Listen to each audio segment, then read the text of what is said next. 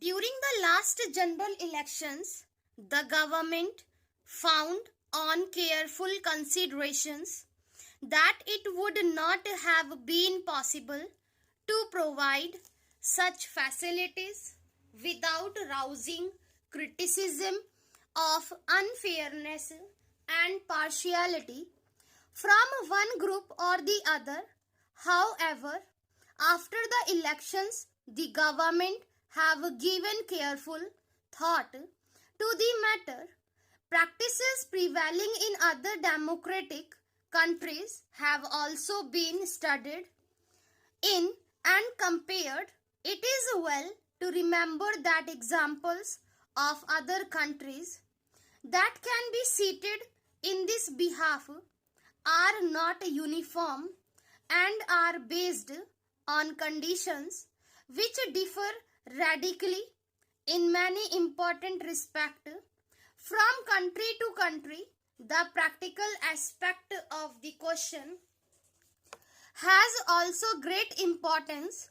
The area of the country, the form of government, federal or unitary, and the number of parties involved, all are factors which have been kept in mind by various countries in taking a decision. In USA, where broadcasting is run by private enterprise, though certain principles of equal opportunity have been laid down by the federal communications in practice, it is a rare occurrence because time has to be purchased and a great deal of bickering and dissatisfaction always exists. In Great Britain, only since war, opportunities have been provided for a few election broadcasts. The allotment of time being subject to the strength of the parties and other practical considerations. In countries like Switzerland, no time is permitted for election purpose on the radio, while in France it is given, though the time allotted is extremely short, 5 minutes or less. It is clear from a study of foreign practices that each country has taken the conditions prevailing there and also the number of parties and other factors into consideration. The analogy of other countries, therefore, of is not much validity in coming to any conclusion as far as India is concerned, taking into account consideration the conditions prevailing in our country. The government feel that it would be extremely difficult, if not possible, to make satisfactory arrangements for giving such facilities to all political parties. Besides the mention above, another important factor has to be considered. In other countries, for national broadcasting only one language is used, and that too only in national elections. The exception is Switzerland, where there are three languages. That it is one of the important reasons that Switzerland does not permit the use of the national radio for election purposes and even for commercial purposes. In India, we are confronted with the task of providing facilities in 12 languages besides English, and they would be asked to give equal facilities from stations of All India Radio, which are 26 in number. Moreover, in working out any practical formula, it has to be remembered that the number of parties which will have to be provided with these facilities comes to nearly 26.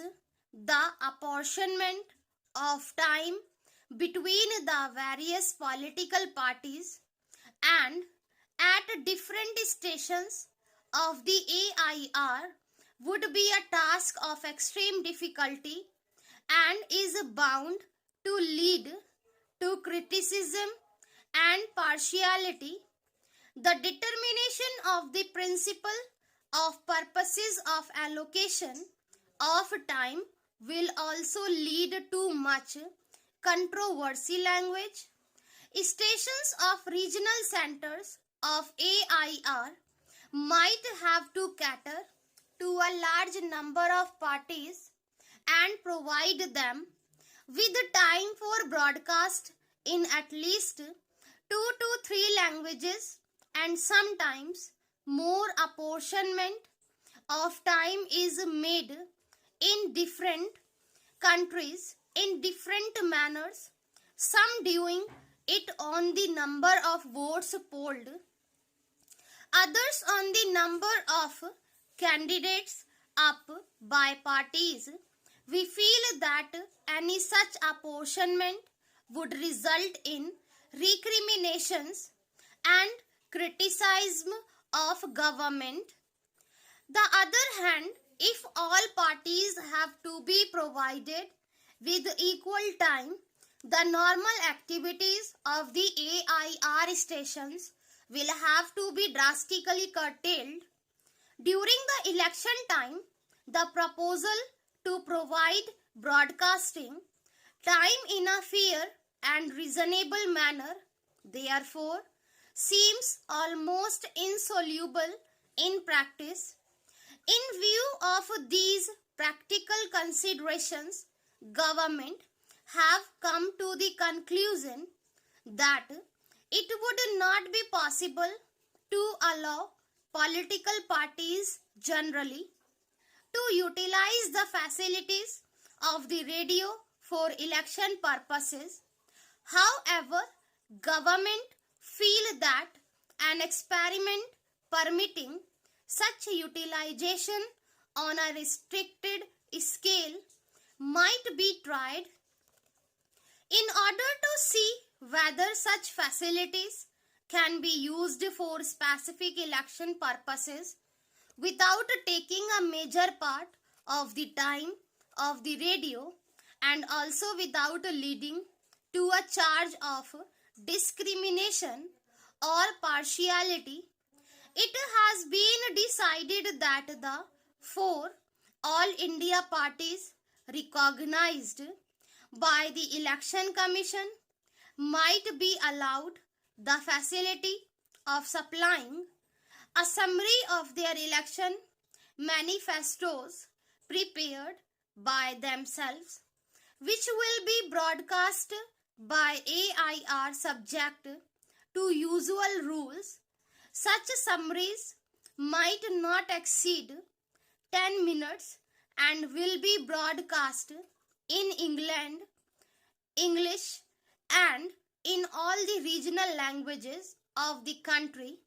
If this opportunity is allowed at least to the leading political parties of the country, it will surely further strengthen the system of democratic government in the country and will provide healthy and fair conditions for fighting the general elections.